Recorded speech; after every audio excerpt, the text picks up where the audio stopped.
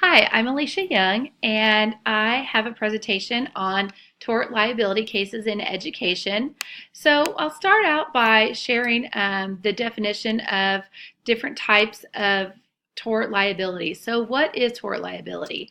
Well, there's two types. There's intentional, which means that something was done purposeful, like assault and battery, false imprisonment, defamation of character, slander. There's also elements of neglect. So when we're talking about neglect or negligence, we're talking about duty to protect or breach of duty to protect. So where we were not protecting those students, and then proximate cause, where perhaps we could anticipate that this was a dangerous situation, where injury would occur. So let's take a look at some court cases in some educational settings. First one we'll take a look at is Roger Parks Elementary kindergartner versus Anchorage, Alaska School District. And in this case, unfortunately, a student had fallen after school on his way to his mother and had an injury, a brain injury. And the injury was caused by a clump of pine shrub stumps that were next to the sidewalk where the child had fallen. So this was a very unfortunate situation where there was permanent brain damage to the child and they would have lifelong effects. In this case, the court found the district to be negligent and they were liable for $4.5 million in damages plus $180,000 damages to the family. If this were my school, I feel like it would be my responsibility, considering the severity of the injury, to go ahead and remove all the pine shrubs from the school property, especially the ones next to the sidewalk. And from here on out, my proactive measures would be to clear all sidewalk borders from any kind of dangerous shrubs or trees, and also include all play areas when we think about what kinds of shrubs and trees might need to be removed. The next case we'll take a look at is an interesting case where a student that was a special needs student left the school before the school day was over, and the school followed their regular policies for reporting that unexcused absence.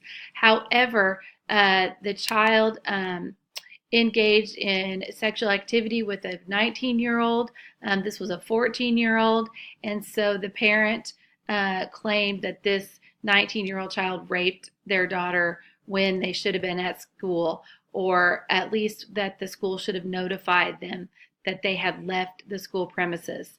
And in this case, the court did find negligent on the school and found $500,000 in damages awarded to the family. However, they did decide that the school was 70% at fault and the student was actually 30% at fault in this case. So if this was my school, I feel that it would be important to begin discussing concerns regarding student relationships of our special ed students with their parents, so that parents could be clear about what kinds of things we're seeing at school when it comes to student romantic relationships. Also feel like it would be important to make sure that a policy is enforced addressing no public displays of affection at school, as well as a policy to contact parents if a student was not signed out of the office during the school day and was absent for a part of the day. If this particular situation had happened at my school, reactively I would begin discussing absences and how to report unexcused absences during IEP meetings. So we take a look at the child's needs and then decide what was best or for that particular student. And considering the special ed students, maybe where this was not the case, I might have a conversation about contacting parents immediately if a special ed student had left during the school day instead of waiting until an automatic phone call went out at the end of the day. The next case I have to share with you is a case of a bus driver who let off a 13-year-old student at a bus stop that was considered to be dangerous by the parent. And this mistake actually put the child in harm's way. She was abducted by a neighbor at that stop and later murdered. So in this case, um, it it was found that it is the school district's responsibility to make sure that the child is safe, and they make a safe exit from the school bus. If this was my school, then I might have to dismiss the bus driver. I would be wanting to know a little bit more information about that particular bus stop. As a proactive measure, I feel like it would be important to have a policy requiring that students are not allowed to exit the bus at a bus stop other than their assigned stop. And then I would also feel it would be important to review the safety of each of the bus stops. In this case, this particular bus stop, a parent found that it was not safe, and that was the stop her child was allowed off. The next case we'll take a look at is a head injury that happened at a school where a child slammed into a concrete pillar while catching a pass, a football pass thrown by a coach during a flag football practice inside of a cafeteria. So this seems that in this particular case, this may not have been the appropriate place to be having a flag football game. So my reactive measure would be to restrict any practice in the cafeteria.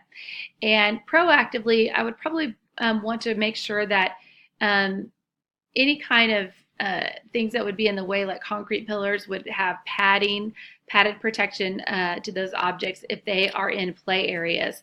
And then also I would have a policy restricting practice to only play areas, those that have been deemed safe.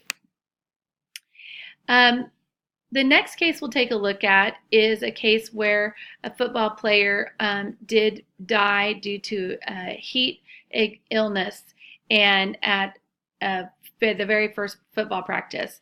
So in this particular case, it did seem that the coach did follow the guidelines, where the student was allowed to take frequent breaks, water was accessible, the student did request to sit out, and the coach and the athletic director had provided adequate information to the coaches about this particular type of illness and to watch for it. If this would have been my building and I needed to respond to this, immediately I would be monitoring students who have signs of heat illness and would encourage those coaches to do so, and suspend practice for students that seem to have any symptoms instead of allowing them back into the rotation of the practice. The proactive measures, I would want to make sure that my coaches were trained on the signs of heat illness. I also would make sure they train the student athletes and the parents on the symptoms of heat illness and the dangers.